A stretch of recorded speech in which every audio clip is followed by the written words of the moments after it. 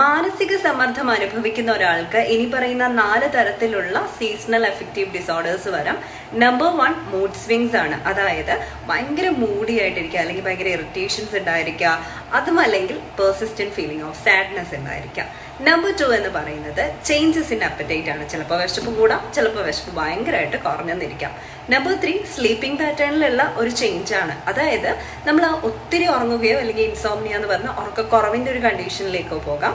Number 4 physical symptoms ആണ്. Head ഏക്ക് ഉണ്ടാകുക, body pain ഉണ്ടാകുക. ഇതിനൊന്നും പ്രത്യേകിച്ച് റീസൺസ് ഉണ്ടാകില്ല. അവിടെ വേദനയാണ്, അങ്ങനെയൊക്കെ നമ്മൾ വെറുതെ പറഞ്ഞുകൊണ്ട് കിടക്കും. ഇതെല്ലാം നമ്മൾ മാനസിക സമ്മർദ്ദത്തിലൂടെ കടന്നു പോകുന്നത് കൊണ്ട് വരുന്നതാണ്.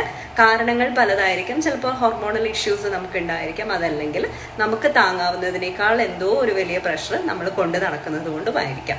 അപ്പൊ അത് നമ്മൾ തീർച്ചയായിട്ടും മനസ്സിലാക്കേണ്ട ഒരു കാര്യമാണ്. വ്യക്തമായ ഒരു ഹീലിംഗിലൂടെ കടന്നു പോകണം.